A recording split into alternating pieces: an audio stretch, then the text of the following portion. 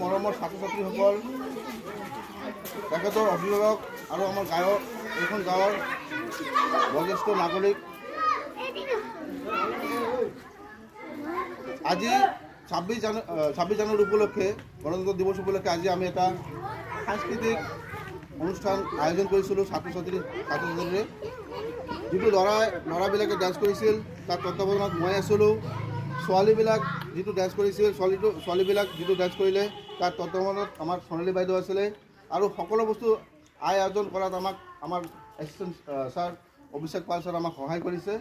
তো আজিৰ এইখিনি অনুষ্ঠান আগতেও যাতে আমি এনেকুৱাকৈ কৰিব পাৰোঁ, সেইকাৰণে আপোনালোকৰ সহায় সহযোগিতা আমি সকলো সময়ত কামনা কৰিছোঁ।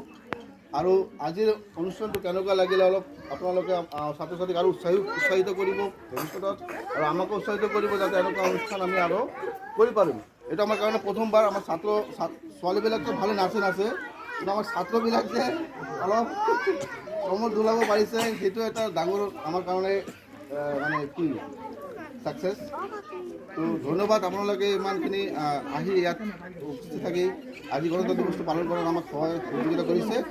সেইকাৰণে আমাৰ বিদ্যালয়ৰ ফালৰ পৰা মই প্ৰধান শিক্ষক হিচাপে সোণালী বাইদেউ আৰু অভিষেক ছাৰৰ পৰা সকলোকে মই ধন্যবাদ জ্ঞাপন কৰিছোঁ। ধন্যবাদ।